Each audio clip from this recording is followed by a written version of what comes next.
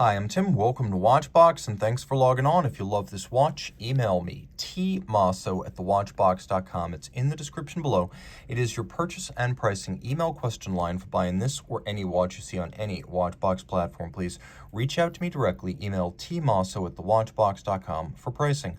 Today, we're discussing the original variant of the Patek Philippe 5496P Retrograde Perpetual Calendar. So this is a watch that debuted in 2011 at Basel World, and it's got a very cool sort of monochromatic look to it that was not duplicated in previous iterations. So the watch measures in platinum 39.5 millimeters in diameter.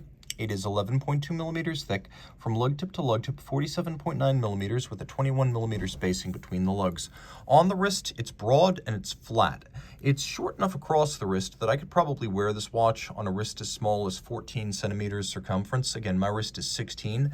You can see in profile how easily it'll fit underneath the cuff. You can also see a top Vesselton diamond between the lugs at 6 o'clock, reminding you that this is a modern day platinum Patek Philippe watch. That diamond is exclusive to their platinum models.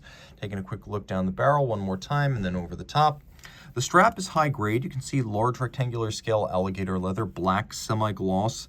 There is a sheer cut side, a monotone stitch. You can see calfskin on the bottom, unmarred. This is a brand new Patek Philippe factory strap. Taking a look, there's a pull tab spring bar on each strap, so you can remove the strap from the case without tools.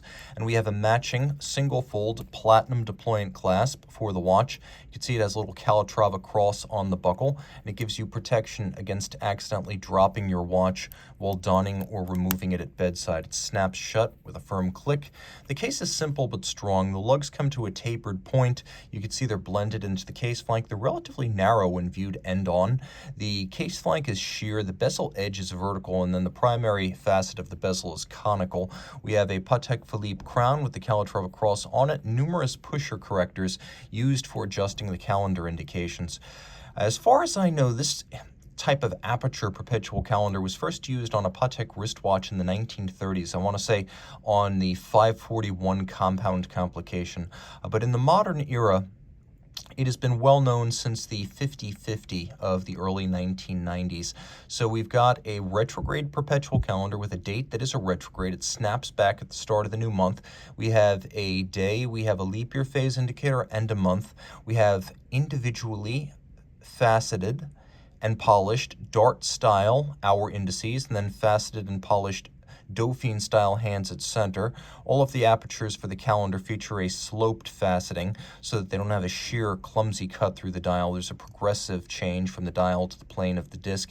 And then there's a moon phase down at 6 o'clock. We have a Lancet style polished counterweighted seconds hand and polished dimple style minutes outboard. The dial itself looks a lot like stainless steel, as it's silver and vertically satinated with a pronounced brushed finishing.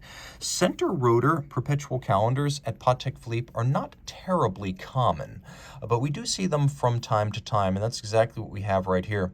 We have the Patek Philippe caliber 324 SQR, and it is a unidirectional winder with ceramic rotor bearings, a 45-hour power reserve, a perpetual calendar that knows how to deal with leap years and irregular length months. It doesn't need to be reset in any way until the year 2100. The movement is adjusted in 5 positions, which is the high horology and chronometer standard. You can see it's beautifully finished. It pivots on 30 jewels.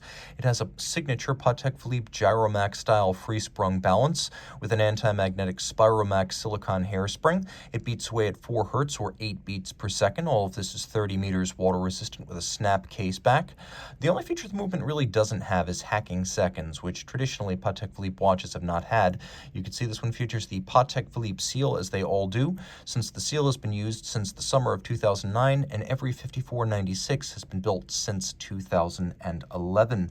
And it is a gloriously good-looking movement with satination on all of the wheels. You can see engine turning on the click for the winding system, that click wheel below the rotor. The rotor center is engine turned. The base plate also features large engine turned perlage, circular Côte de Genève on the rotor, linear Côte de Genève laid down by a abrasive wheel on the bridges.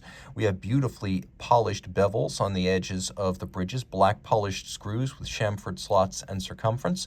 It is all quite good looking, and you can see there's solarization on the ratchet wheel atop the barrel. So reach out to Team Mosso at thewatchbox.com for purchase and pricing details of this Patek Philippe 5496P Retrograde Date Perpetual Calendar.